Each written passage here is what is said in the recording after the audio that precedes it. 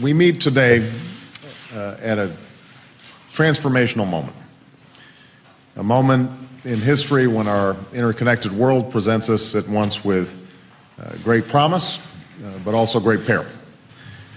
Now, over the past 4 months,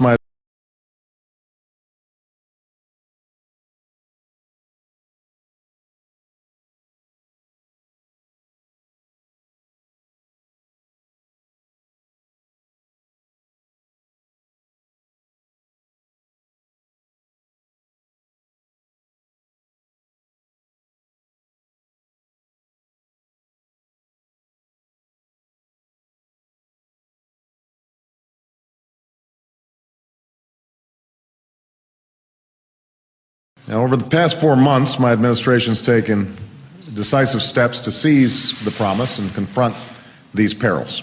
We're working to recover from a global recession while laying a new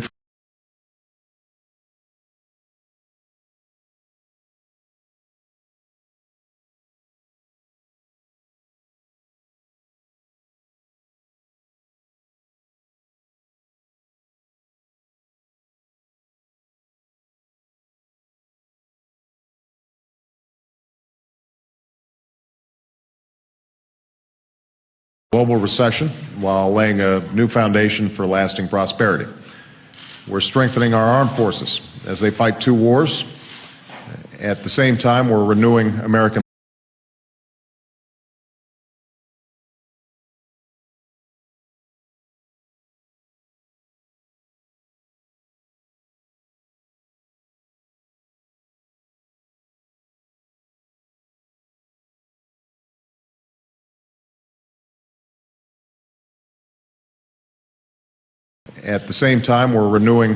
leadership to confront unconventional challenges, from nuclear proliferation to terrorism, from climate change to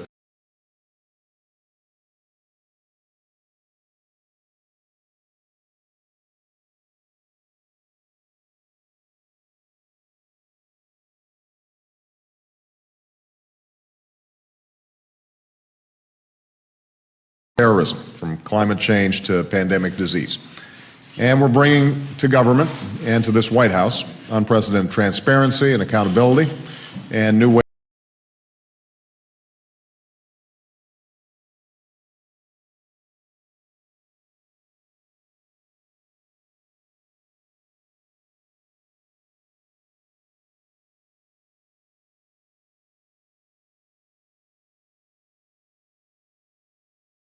Transparency and accountability and new ways for Americans to participate in their democracy. But none of this progress would be possible, and none of these 21st century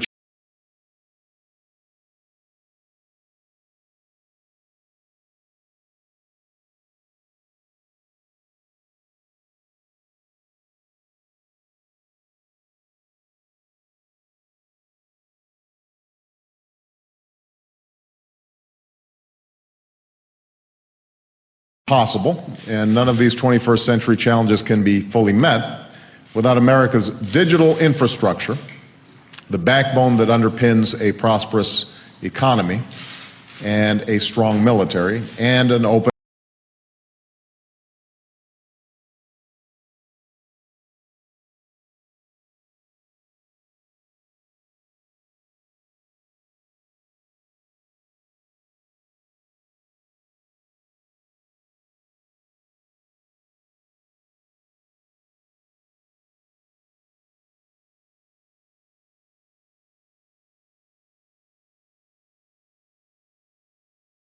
economy and a strong military and an open and efficient government.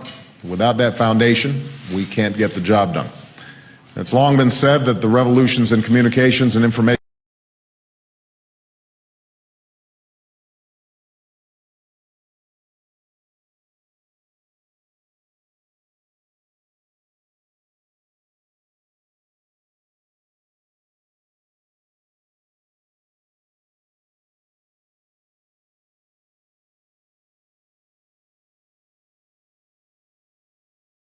and communications and information technology have given birth to a virtual world.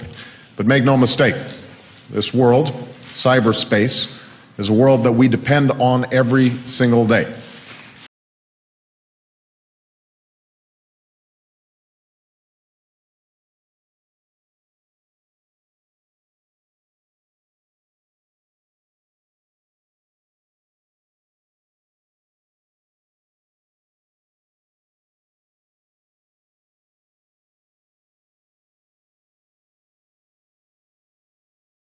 Every single day. It's our hardware and our software, our desktops and laptops and cell phones and BlackBerries that have become woven into every aspect of our lives.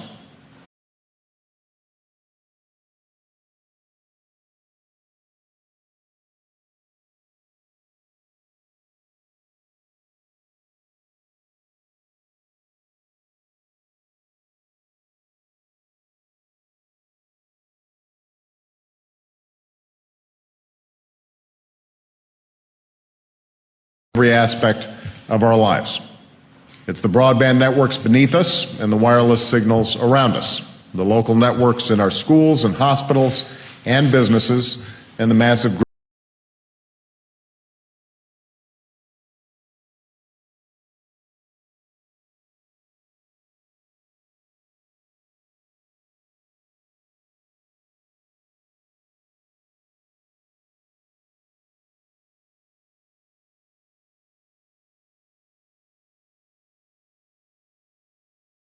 hospitals and businesses, and the massive grids that power our nation.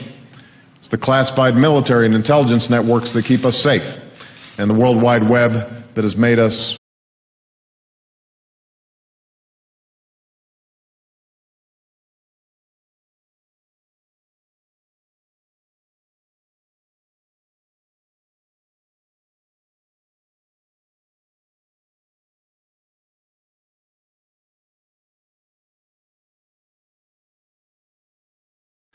and the World Wide Web that has made us more interconnected than at any time in human history. So cyberspace is real, and so are the risks that come with it.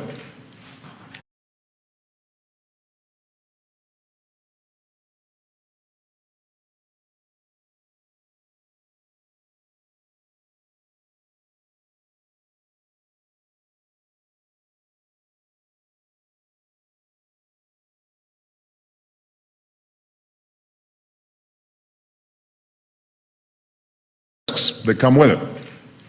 It's the great irony of our information age. The very technologies that empower us to create and to build also empower those who would disrupt and destroy.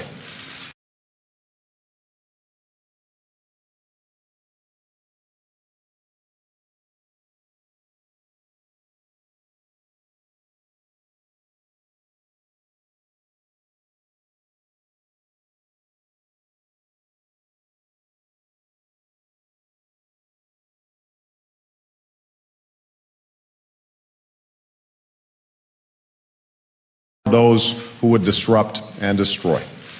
And this paradox, seen and unseen, is something that we experience every day. It's about the privacy and economic security of American families. We rely on the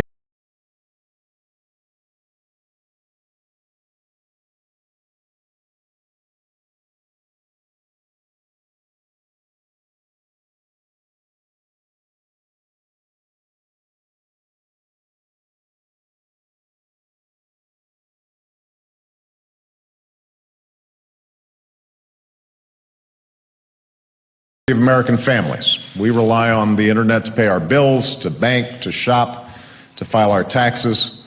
But we've had to learn a whole new vocabulary just to stay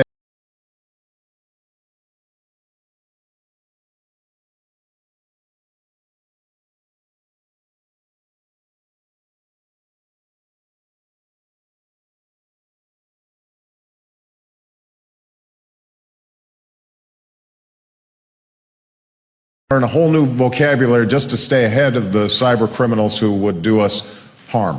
Spyware and malware and spoofing and phishing and botnets. Millions of Americans have been victims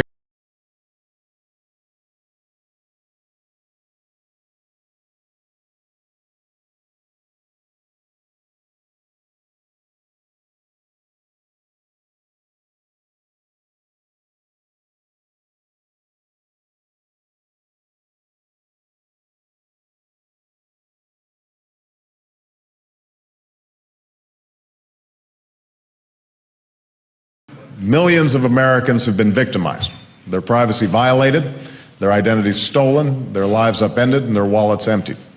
According to one survey, in the past 2 years,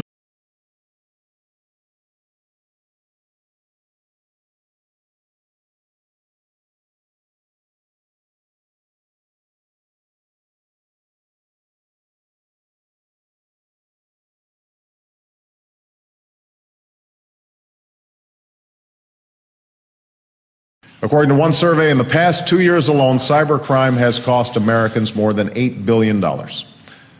I know how it feels to have privacy violated, because it has happened.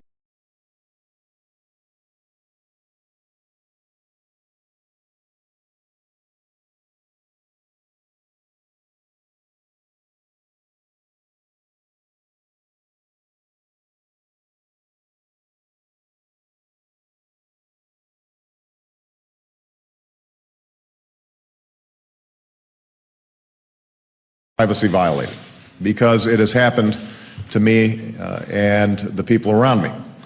It's no secret that my presidential campaign harnessed the internet and technology to transform our politics.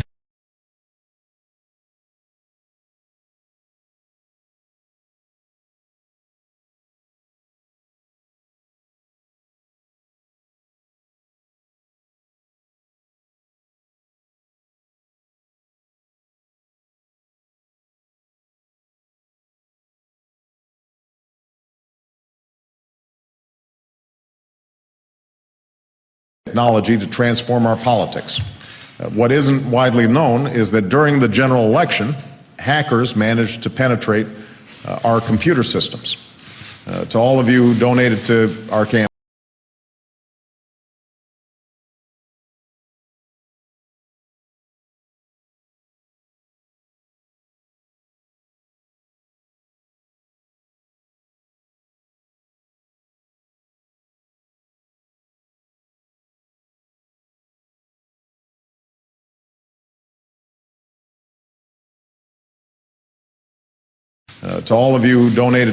our campaign, I want you to all rest assured our fundraising website was untouched.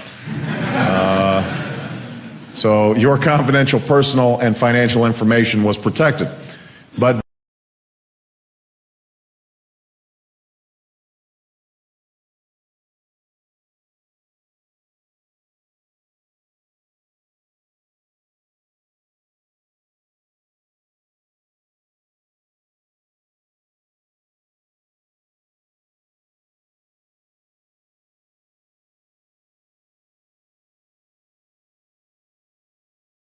financial information was protected.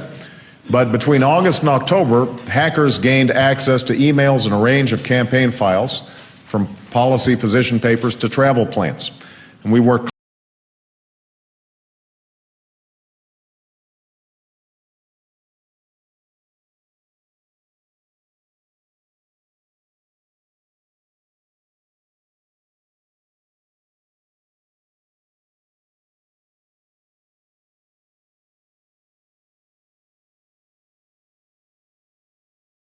papers to travel plans. And we worked closely with the CIA, with the FBI and the Secret Service, and hired security consultants to restore the security of our systems.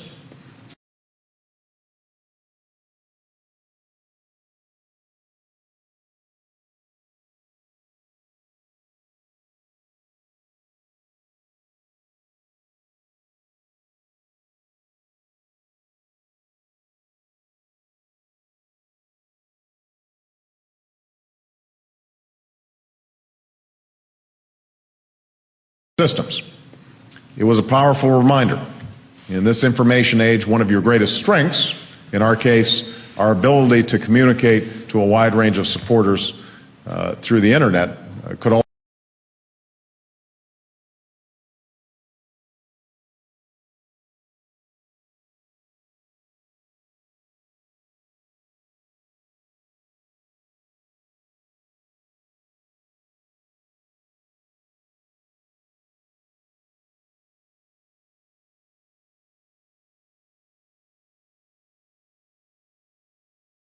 supporters through the internet could also be one of your greatest vulnerabilities.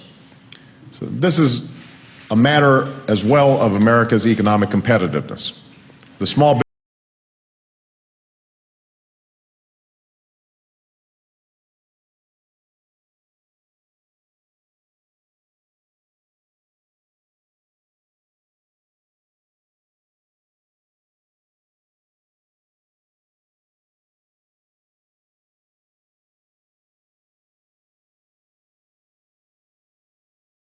economic competitiveness. The small businesswoman in St. Louis, the bond trader in the New York Stock Exchange, the workers at a global shipping company in Memphis, the young entrepreneur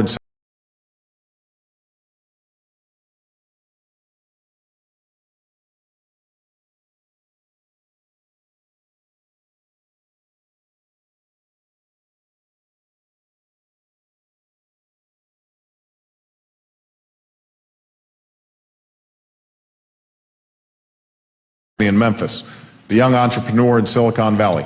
They all need the networks to make the next payroll, the next trade, the next delivery, the next great breakthrough.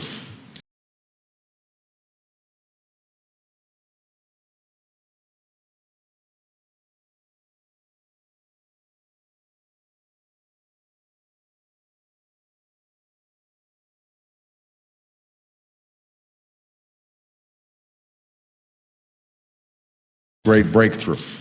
E-commerce alone last year accounted for some $132 billion in retail sales. But every day we see waves of cyber thieves trolling for sensitive information.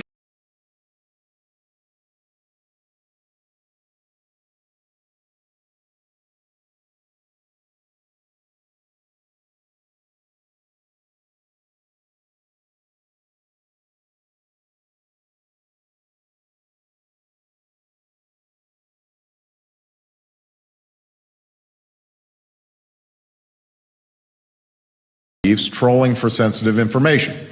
The disgruntled employee on the inside, the lone hacker 1,000 miles away, organized crime.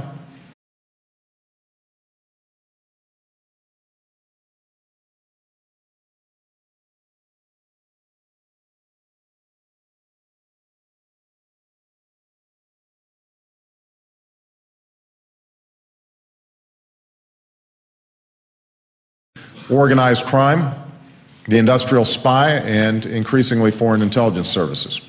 In one brazen act last year, thieves used stolen credit card information to steal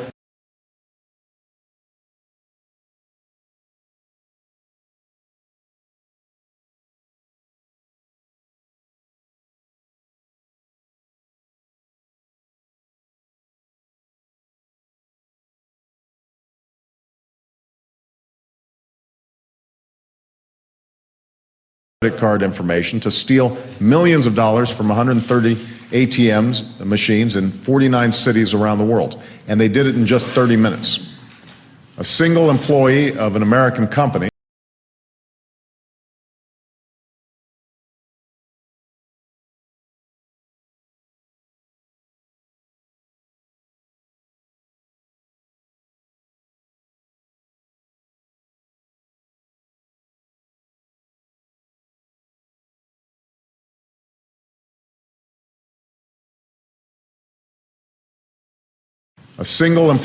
of an American company was convicted of stealing intellectual property reportedly worth $400 million.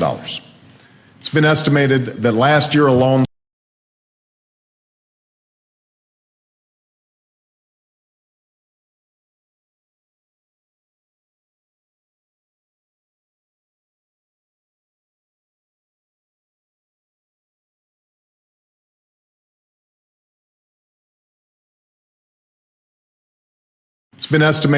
last year alone, cyber criminals stole intellectual property from businesses worldwide worth up to $1 trillion.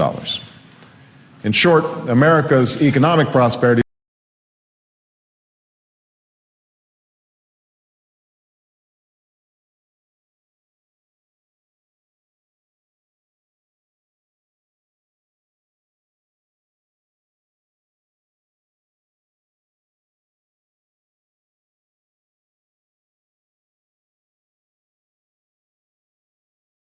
In short, America's economic prosperity in the 21st century will depend on cybersecurity. And this is also a matter of public safety and national security.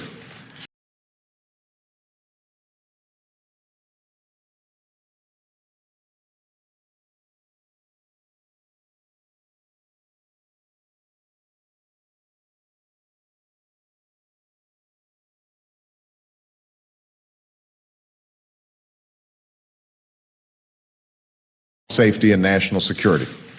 We count on computer networks to deliver our oil and gas, our power, and our water. We rely on them for public transportation and air traffic control.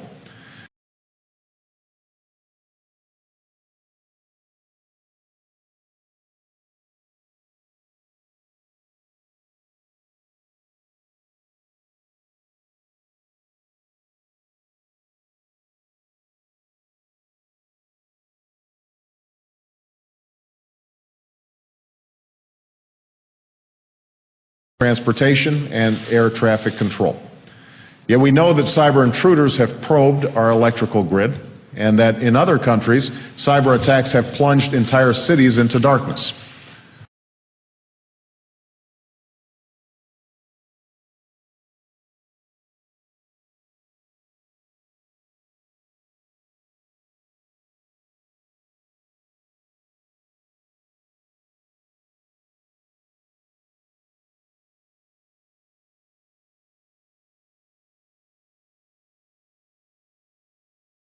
Plunged entire cities into darkness.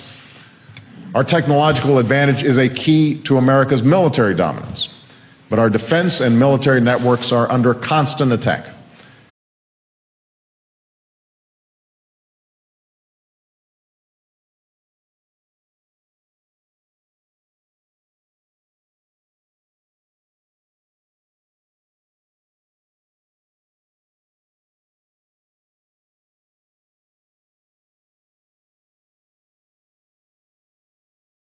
Constant attack.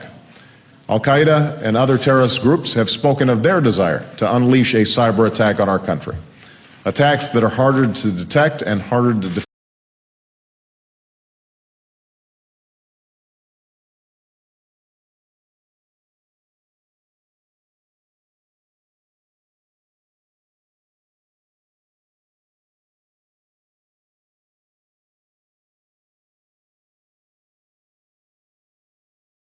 Harder to detect and harder to defend against. Indeed, in today's world, acts of terror could come not only from a few extremists in suicide vests, but from a few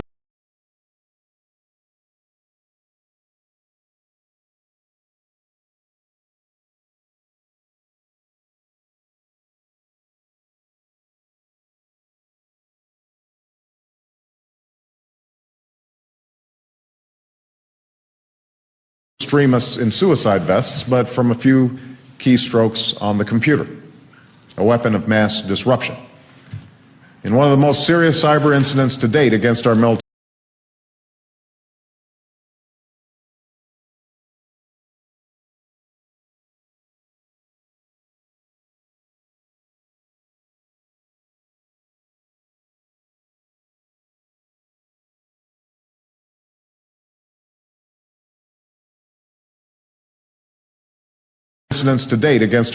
networks, several thousand computers were infected last year by malicious software malware.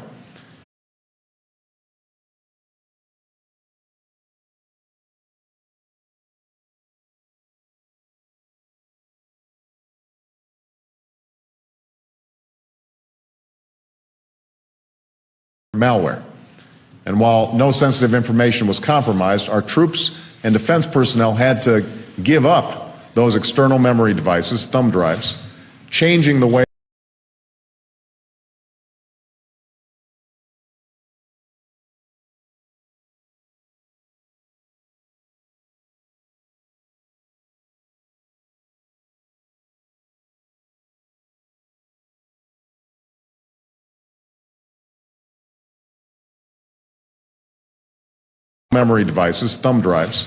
changing the way they used their computers every day. And last year we had a glimpse of the future face of war. As Russian tanks rolled into Georgia, cyber attacks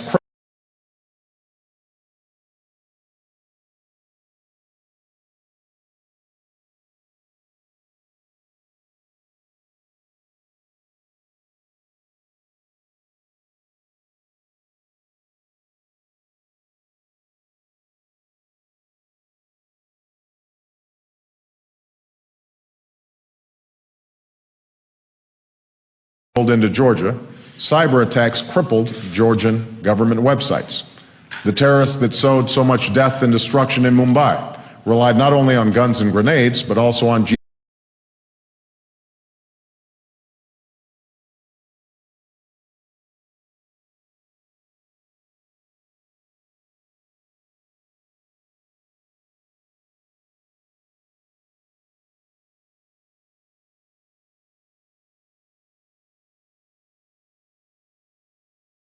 only on guns and grenades, but also on GPS and phones using voice over the internet. For all these reasons, it's now clear this cyber threat is one of the most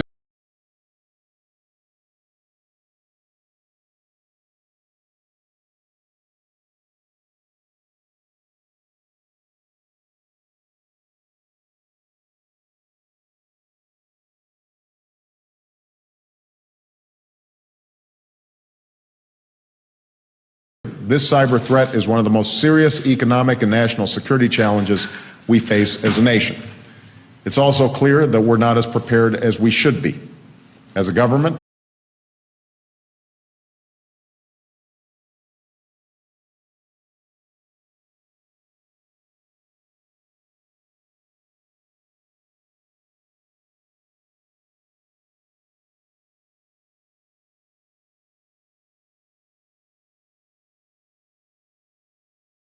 prepared as we should be, as a government or as a country. In recent years, some progress has been made at the federal level. But just as we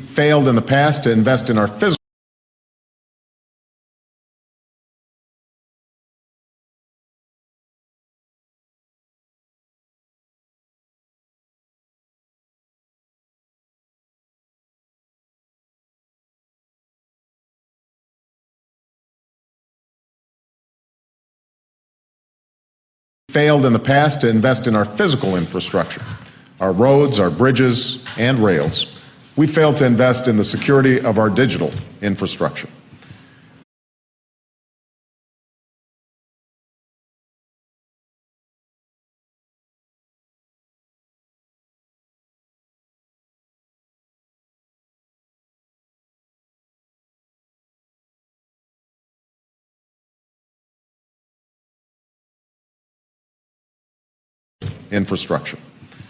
No single official oversees cybersecurity policy across the federal government. No single agency has the responsibility or authority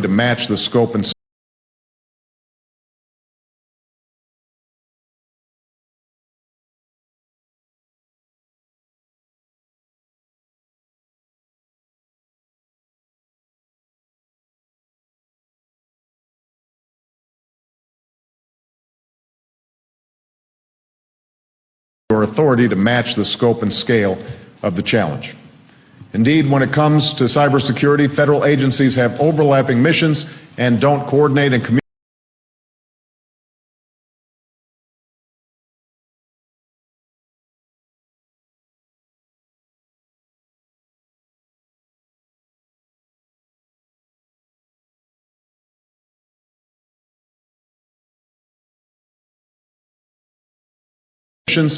don't coordinate and communicate nearly as well as they should with each other or with the private sector. We saw this in the disorganized response to Conficker, the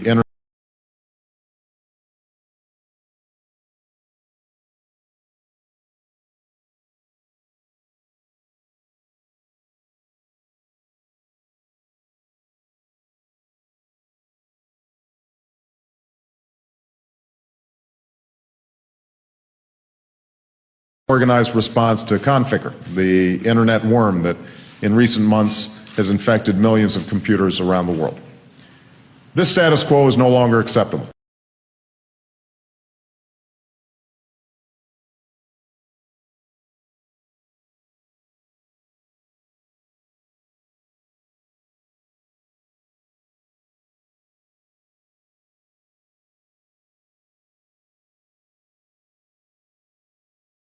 This status quo is no longer acceptable, not when there's so much at stake. We can and we must do better. And that's why, shortly after taking office, I directed my national security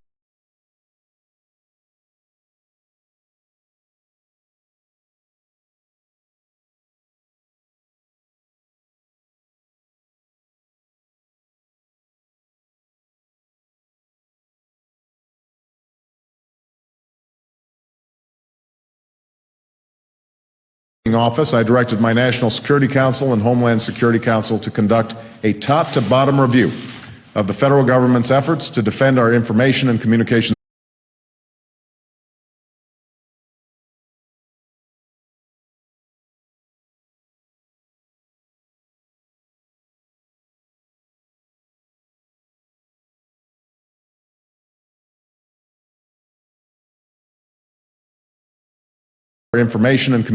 infrastructure, and to recommend the best way to ensure that these networks are able to secure our networks as well as our prosperity.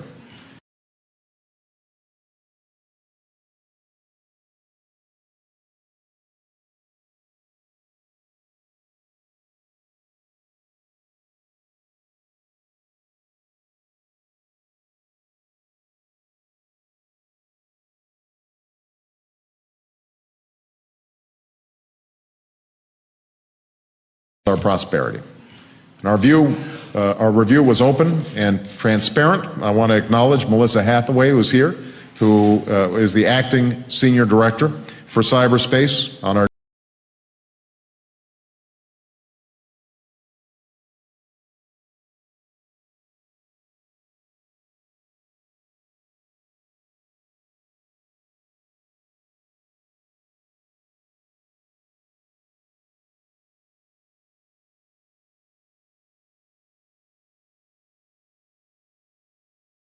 acting senior director for cyberspace on our National Security Council, who led the review team, as well as the Center for Strategic and International Studies Bipartisan Commission on Cybersecurity.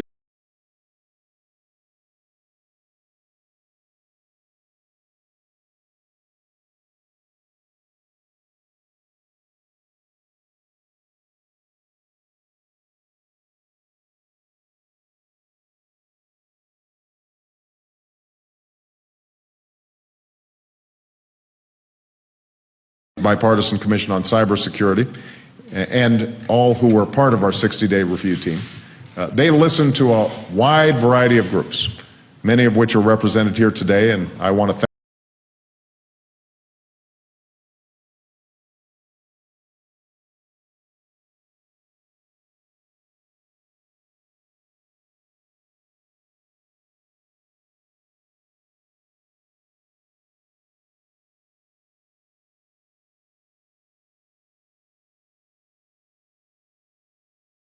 presented here today, and I want to thank for their input. Industry and academia, civil liberties and privacy advocates. We listened to every level and branch of government.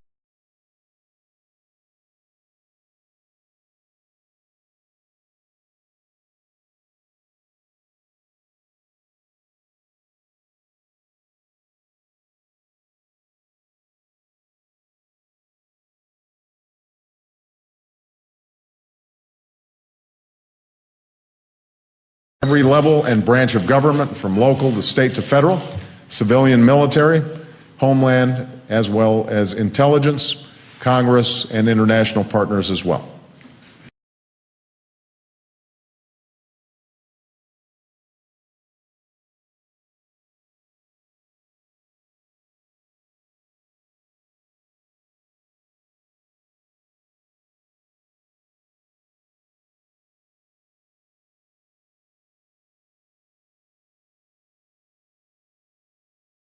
Partners as well. I consulted with my national security teams, my homeland security teams, and my economic advisors. Today, I'm releasing a report on our review and can announce that my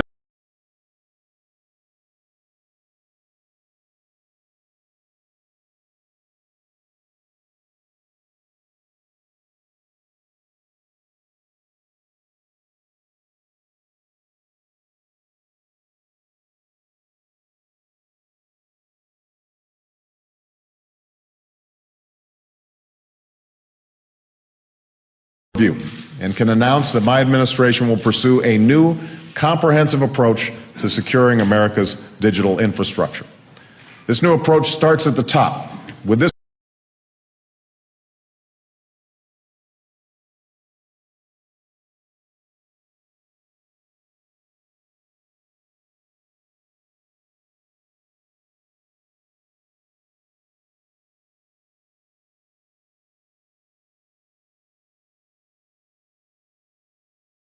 This new approach starts at the top with this commitment from me.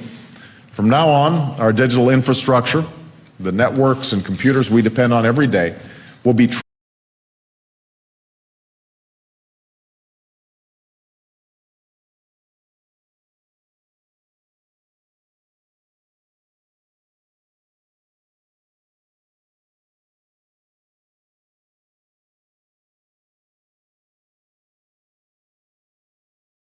computers we depend on every day will be treated as they should be, as a strategic national asset. Protecting this infrastructure will be a national security priority.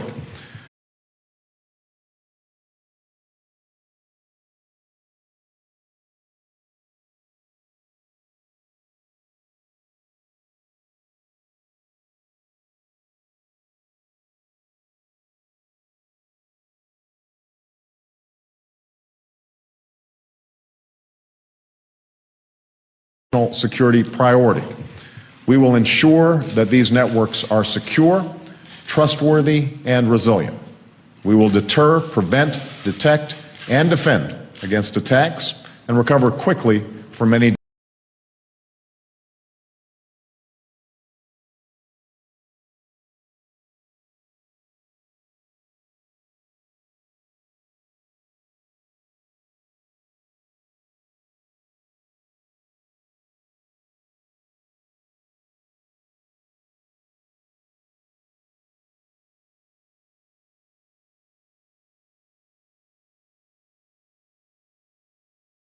attacks and recover quickly from any disruptions or damage.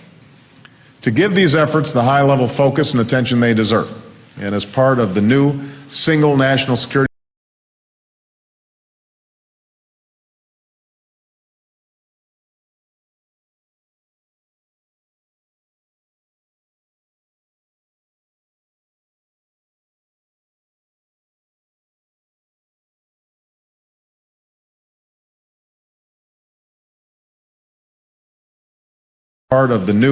single national security staff announced this week, I'm creating a new office here at the White House that will be led by the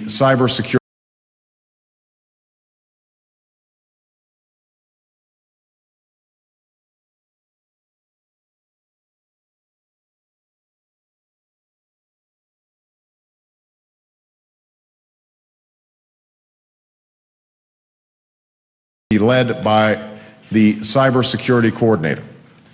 Because of the critical importance of this work, I will personally select this official. I'll depend on this official in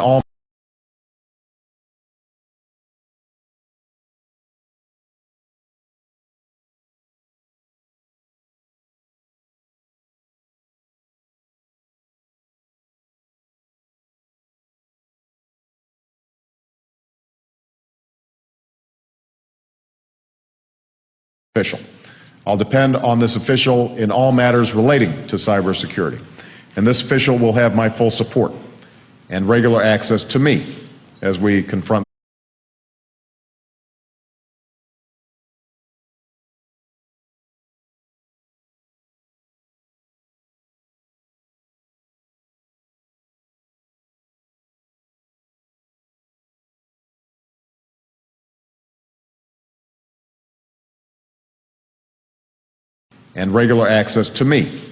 we confront these challenges. Today, I want to focus on the important responsibilities this office will fulfill.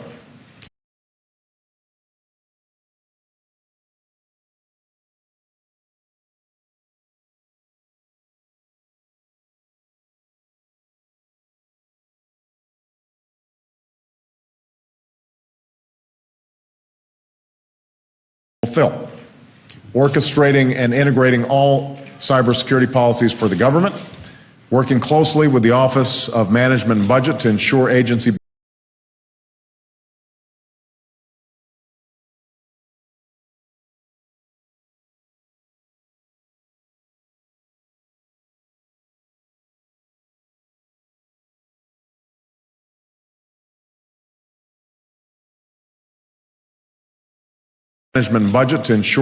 budgets reflect those priorities, and in the event of major cyber incident or attack, coordinating our response. To ensure that federal cyber policies and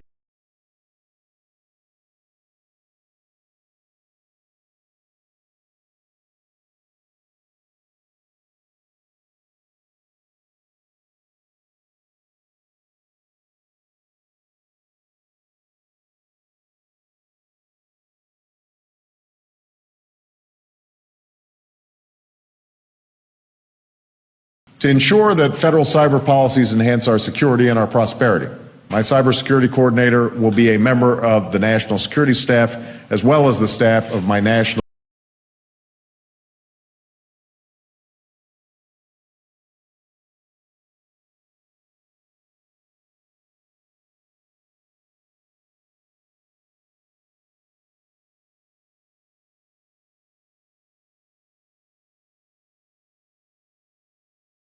as the staff of my National Economic Council. To ensure that policies keep faith with our fundamental values, this office will also include an official with a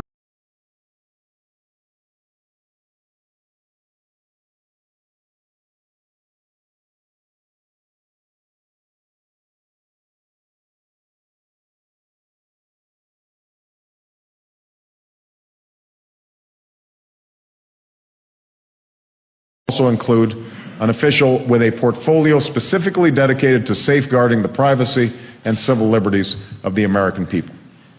There's much work to be done, and the report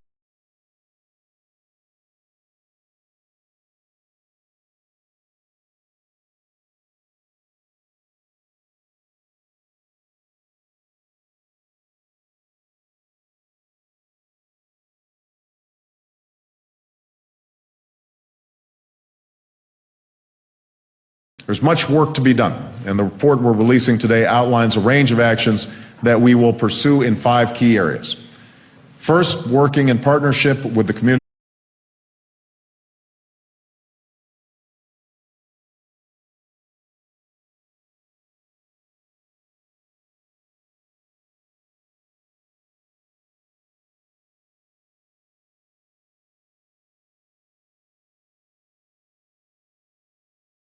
First, working in partnership with the communities represented here today, we will develop a new comprehensive strategy to secure America's information and communications networks.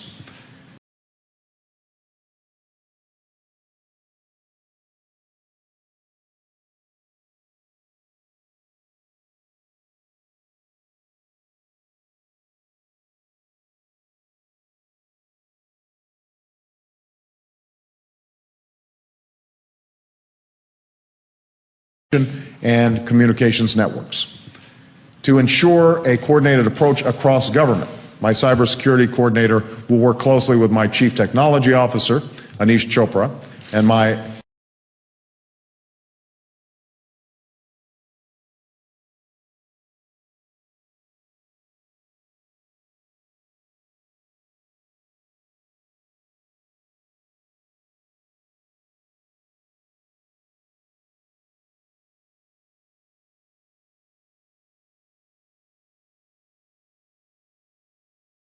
Technology Officer, Anish Chopra, and my Chief Information Officer, Vivek Kundra.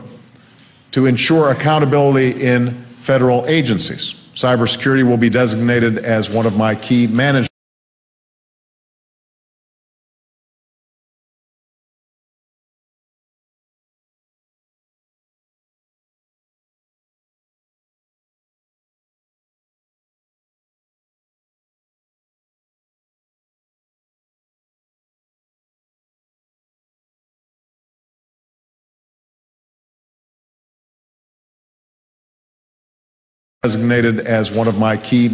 priorities. Clear milestones and performance metrics will measure progress. And as we develop our strategy, we will be open and transparent, which is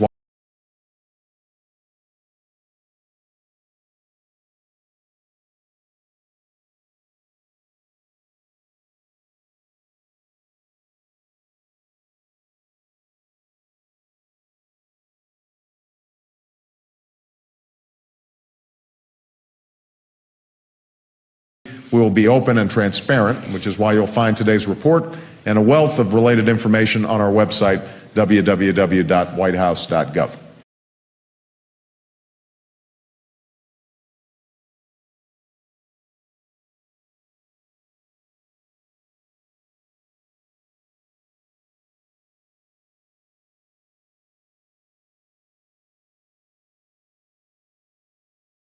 Second, we will work with all the key players, including state and local governments and the private sector, to ensure an organized and unified response to future cyber incidents.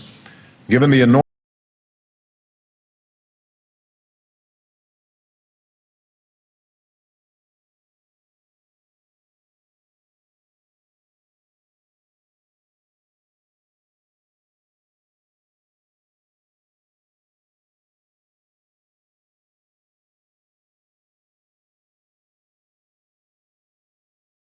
to future cyber incidents.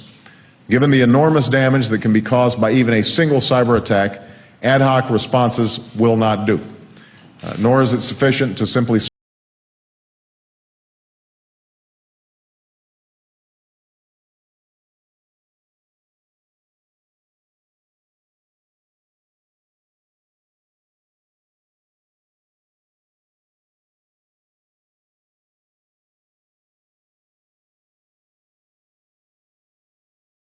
Nor is it sufficient to simply strengthen our defenses after incidents or attacks occur.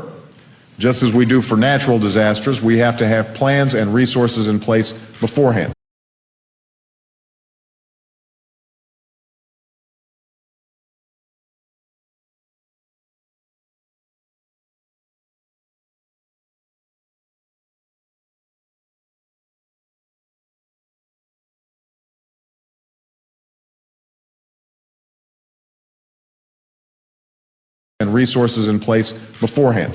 Sharing information, issuing warnings, and ensuring a coordinated response. Third, we will strengthen the public-private partnerships that are critical.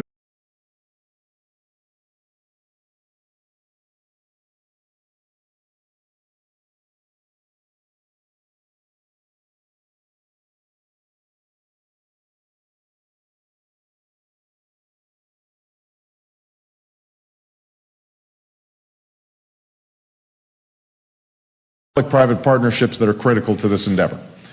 The vast majority of our critical information infrastructure in the United States is owned and operated by the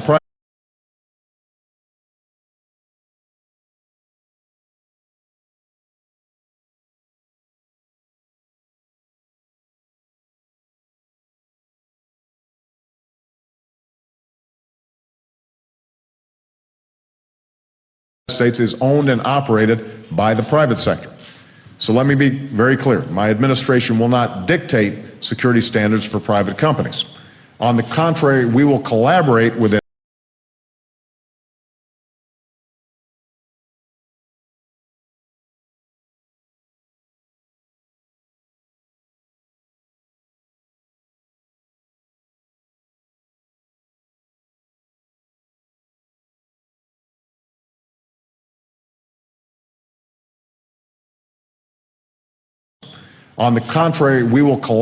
with industry to find technology solutions that ensure our security and promote prosperity. Fourth, we will continue to invest in the cutting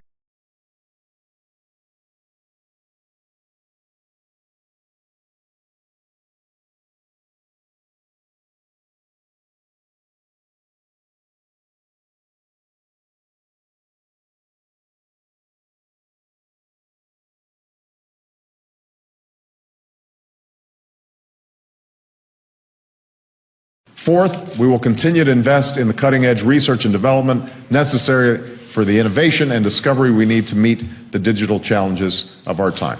And that's why my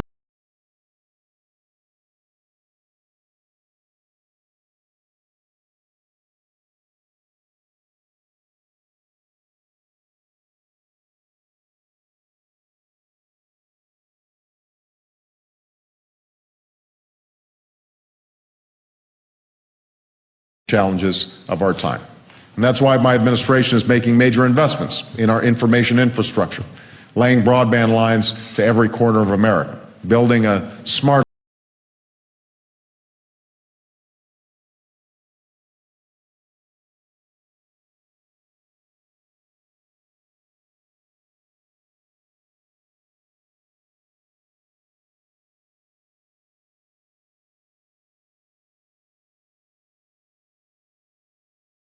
every corner of America, building a smart electric grid to deliver energy more efficiently, pursuing a next generation of air traffic control systems, and moving to electronic health records with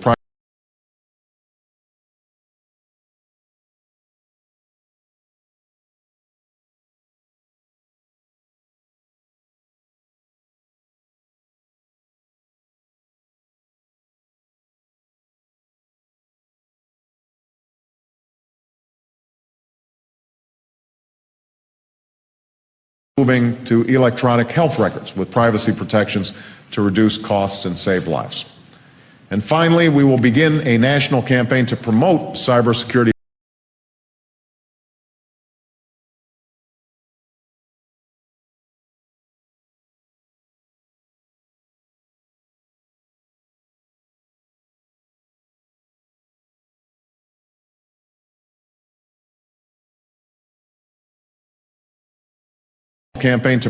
cybersecurity awareness and digital literacy from our boardrooms to our classrooms, and to build a digital workforce for the 21st century. And that's why we're making a new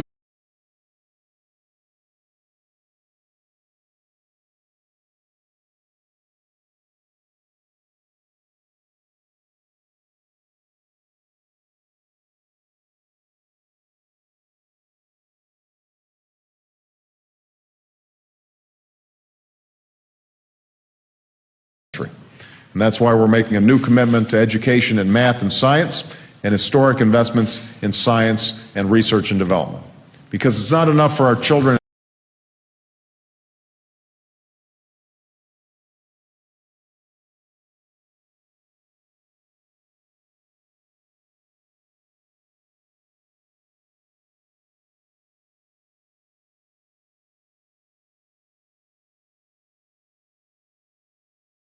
Because it's not enough for our children and students to master today's technologies, social networking and emailing and texting and blogging.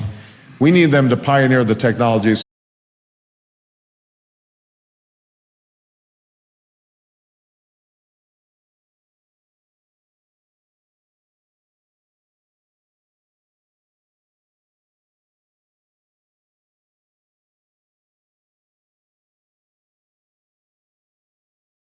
them to pioneer the technologies that will allow us to work effectively through these new media and allow us to prosper in the future. So these are the things we will do.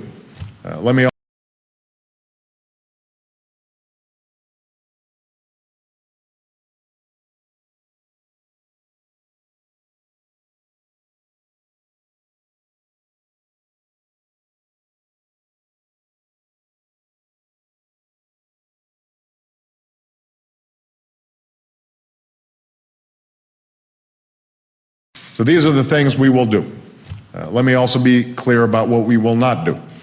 Our pursuit of cybersecurity will not include, I repeat, will not include monitoring private sector networks or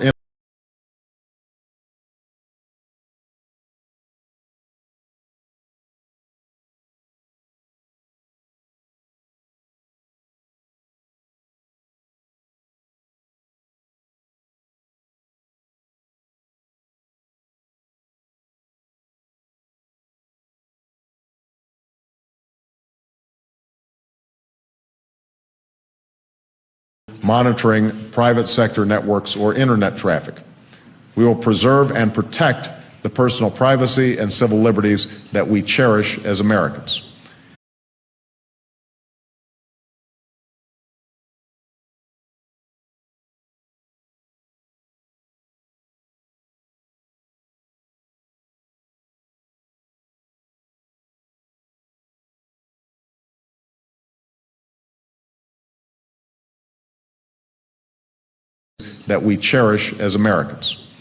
Indeed, I remain firmly committed to net neutrality so we can keep the internet as it should be, open and free.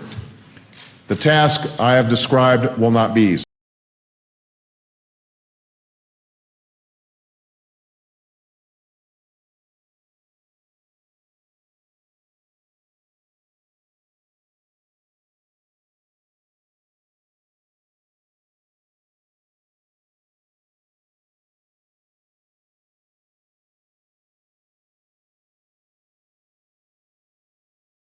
The task I have described will not be easy.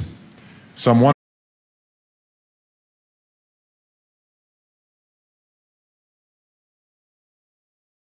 every day. Groups and governments are sharpening their cyber capabilities. Protecting our prosperity and security in this globalized world is going to be a long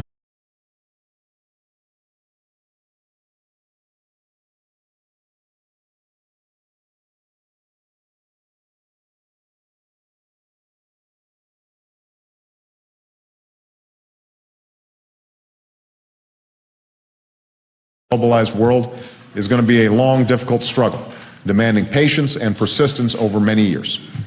But we need to remember, we're only at the beginning.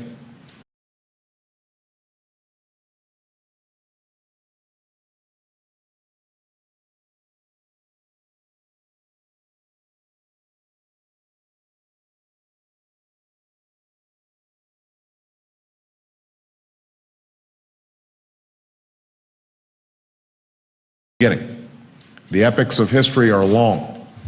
The agricultural revolution, the industrial revolution. By comparison, our information age is still in its infancy. We're only at Web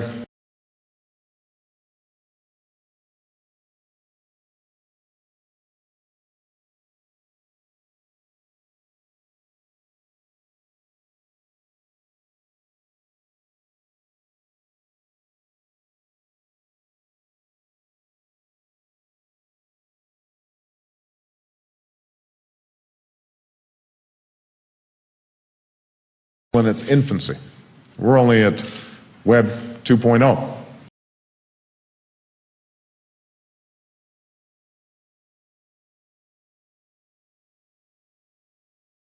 Generation of technologies that will transform our lives in ways we can't even begin to imagine.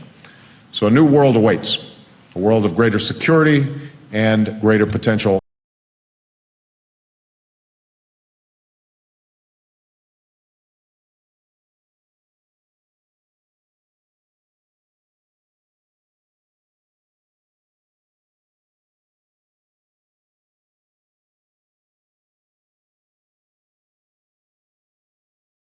Security and greater potential prosperity, if we reach for it, if we lead.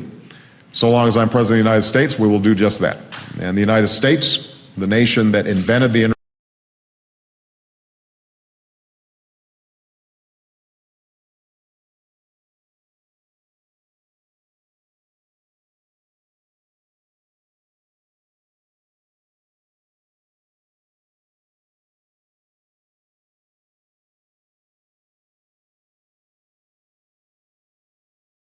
States, the nation that invented the internet, that launched an information revolution, that transformed the world, will do what we did in the 20th century and lead once more in the 21st. Thank you very much.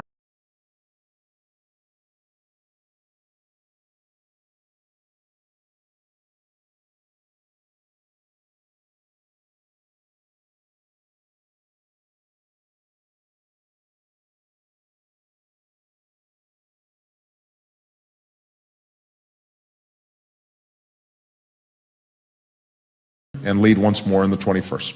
Thank you very much, everybody. Thank you.